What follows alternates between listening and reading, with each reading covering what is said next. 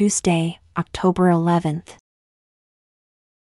Today, I drove my 7-year-old son James into town to go Halloween shopping. I didn't have to buy any candy this year because we live in a cul-de-sac out in the middle of a farming community on the outskirts of the city. I moved last year because I had divorced my wife and lost my old house along with custody of James. It's rather the shit end of the stick, but James and I love Halloween. It's one of the few times a year that Tracy finds it acceptable for my only son to come visit me. James stays with her on every other holiday throughout the year, his birthday, and everything else in between. I get to see him only on my birthday and the week preceding Halloween, unless the High Bitch Court finds it suitable for him to come spend the night every once in a while. Frankly, I'm surprised she let him come shopping with me. Upon perusing the aisles, James showed a strong affinity to a flamboyantly green and purple Buzz Lightyear costume. It's really typical for a kid to have an eye for the most expensive thing on the rack, but I didn't have the heart to say no to those bottomless blue eyes. He also picked out all the house decorations. I know we won't be getting any trick-or-treaters out where I live, but adorning the exterior of our home was always one of our favorite things to do together. Friday, October 21st. It looks like James and I will be having some competition for the Best Halloween Decorations Award, which sadly, in this neighborhood, is only a pat on the back. When I lived with James and my ex-wife, he and I won the trophy every year since he was 3. Reminiscence aside, my next-door neighbor is really giving us a run for our money. He did quite the splurge on decorations. He must have ordered everything online because aside from the cliché Happy Halloween banners and the like, the festive treasures found on his house and lawn were nowhere to be seen in the store where James and I shopped, which sold only festive decor. The fellow's garage door sat below a strand of kite string on which hung dozens of expensive-looking bones and skulls. He also placed several other bones sticking straight up out of his lawn. There was no color or detail, just random bones placed here and there, strewn about his unkempt lawn. Truly, though, he's nothin'. Saturday, October 22nd. While walking through my house at dusk, outside the dining room window I noticed a quick flicker of movement dash in and out of my peripherals as I was preparing for James's week-long stay. I inspected it. I don't even know if I should be glad that I did. I walked back in front of the window and saw the same animation, but this time in the center of my vision. I walked back away from the window, and slowly, I peeked out from the corner of the glass. I made out the shape of the very top of a person's head peering over the top of my fence, and it seemed to be watching me. Whoever it was ducked down again right after they realized we had made eye contact. I backed away from the window. I don't know why.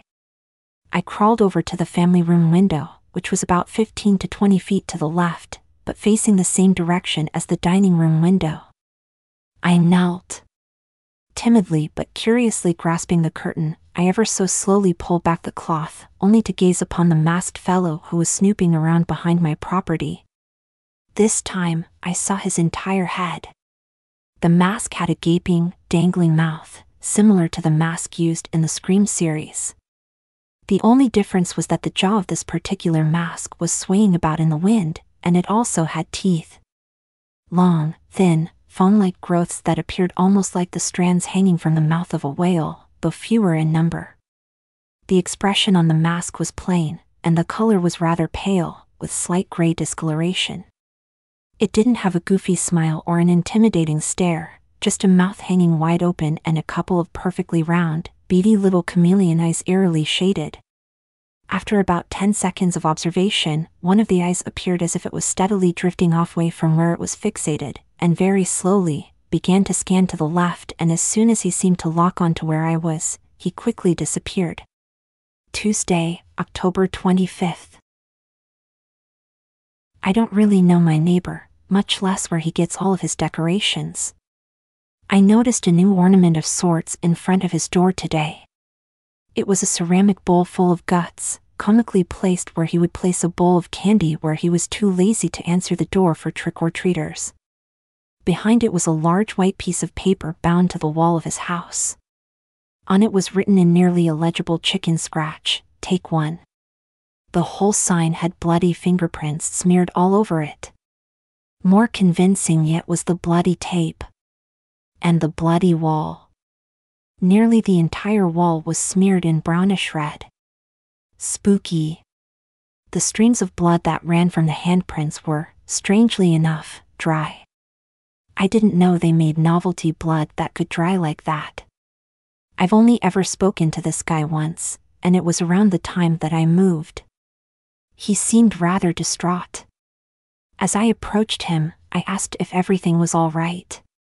He said that he was late for work, which was odd, because it was around 8:30 at night. I asked him where he worked, and he revealed to me that he was a biologist and worked at the military base, with no other details. It was strange. Every time I saw him after that encounter, his pants had traveled up his ankles another centimeter. Midlife growth spurt, I guess. He was henceforth stumbling around awkwardly and tripping over himself.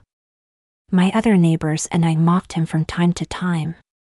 I remember one specific instance when he was watering his shrubbery, and one of his knees gave out. Backwards. Kind of like a large bird's leg. A pelican, or perhaps a heron. It looked excruciating to me, but he just walked it off. I've only ever seen him outside again once after this display, but it was months ago. And last month, as I walked to the mailbox late one afternoon, I heard his kids crying frantically. Screaming, almost. It continued into the evening. The noise stopped eventually, though. I was having trouble sleeping through that horrifying racket. I sincerely hope he had his parenting privileges revoked, however, I've never even seen his kids.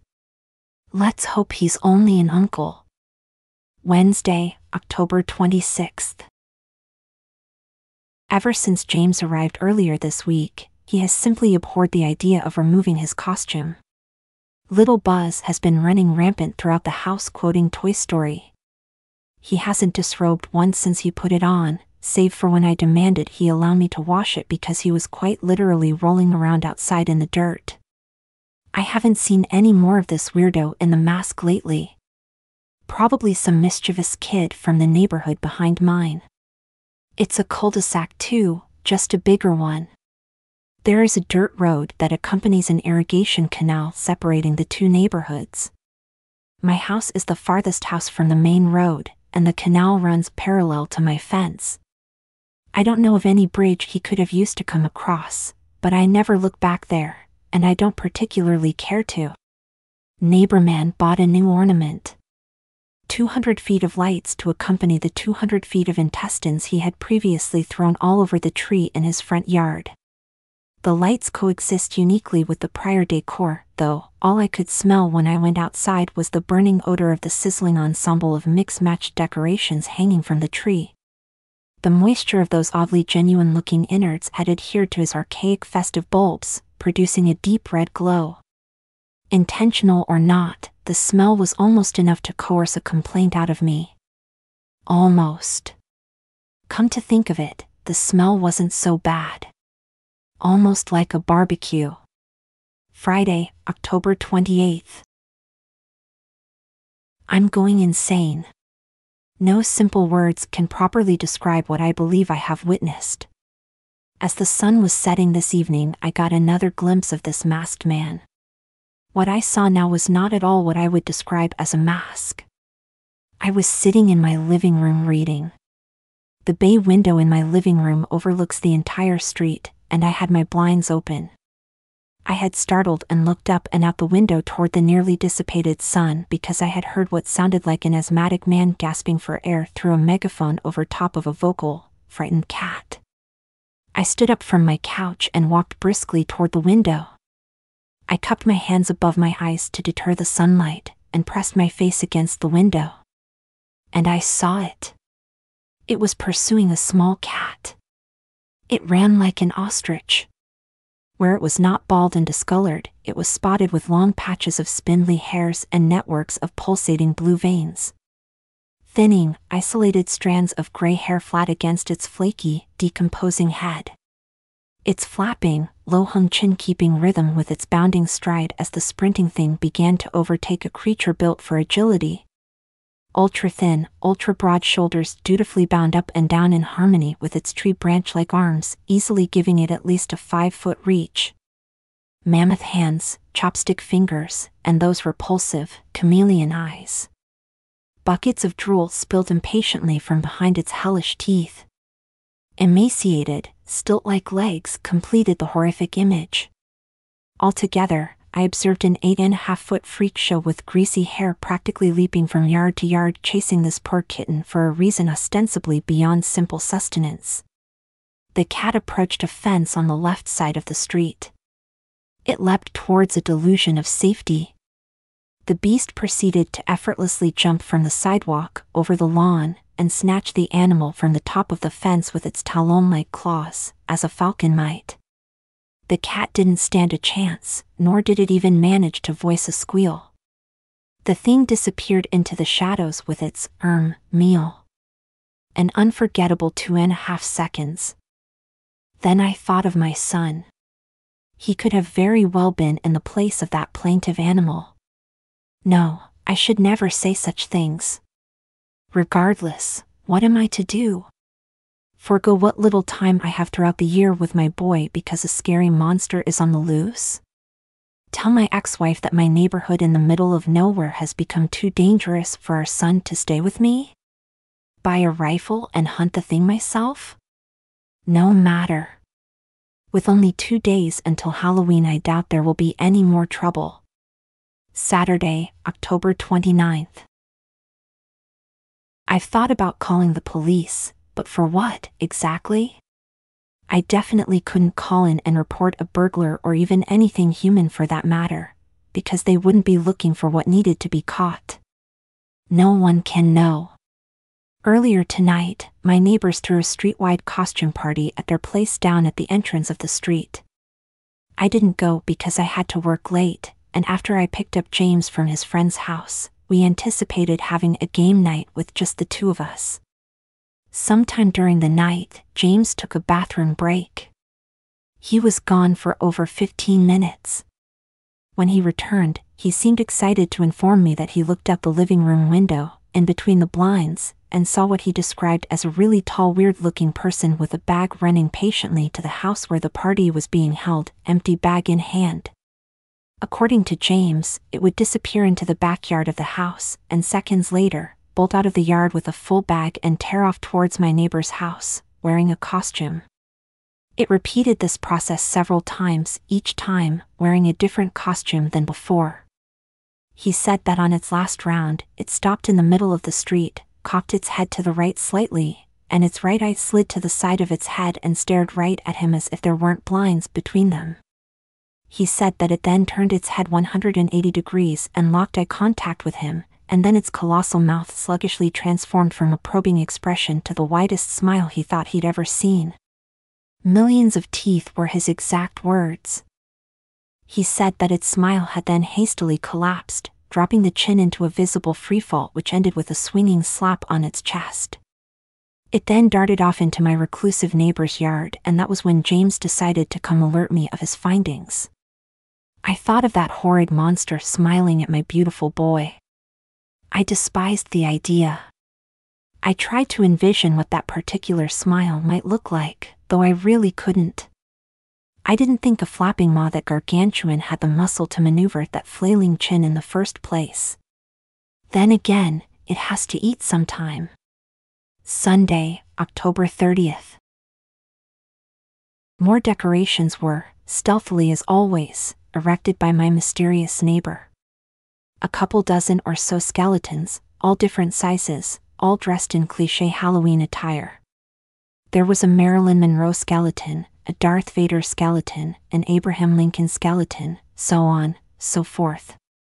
Every one of them was strung up by the back of its neck, feet swinging, head looking down. I really wanted to ask this guy how he comes up with all this. Where he gets it all. Perhaps if he knows that last night's rain washed the color off of most of his little knickknacks. Gotta hand it to him, though. That slew of morbid decor in combination with his filthy, run-down, cobweb-covered home emits a true horror movie feel. It's now just past midnight. I just got finished with my work, I brushed my teeth, and now the doorbell's ringing. Again. And again.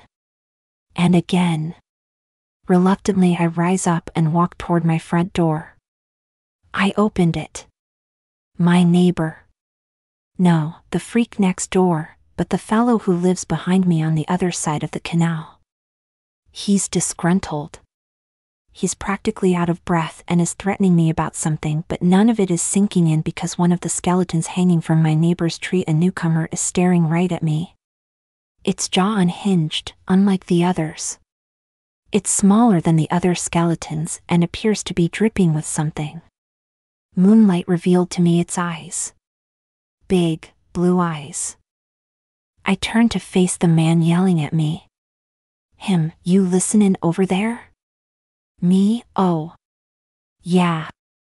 Him, the hell you trying to pull? You almost gave my wife a heart attack with that mask. Apparently my son and I aren't the only ones who have spotted the neighborhood missing link. How could he possibly confuse that thing with me? Him, and don't try and smooth talk your way out of this one, pal. I saw you jump clean over that fence. Yours the hell you managed to do that is A still wondering and crawl right back into your basement. It's dark and all, but no doubt it was you, pal. Me, I'm terribly sorry, I improvised. I don't know what came over me, if there's anything I can do dash. My heart sank. Me, wait here. There's no way. I'm running like a fool into my own house because this asshole bangs on my door at 12:15 in the morning to tell me that he saw this thing jump into my basement. With my trembling hands applying convulsing energy to the doorknob, I turn and fling the door wide open to reveal my son, sleeping, facing the wall, just as I had left him. Figures. He's never all the way under the covers like that, but it is a bit cold in here. Goddamn, though, this guy at my door really does have some nerve. He scared the shit out of me. Me, sorry. I just dash. He interrupted. Him, save it. I ain't give no shits at all about your problems. You just stay the hell away from me and my family. You hear? Me, yeah. Sure. A calming chuckle digs its way into his angry tone as I recognize those freshly familiar bottomless blue eyes stuffed inside the head of that skeleton. Him, I gotta hand it to you though. I nearly busted out laughing when I saw you running around wearing that little kid's Buzz Lightyear costume.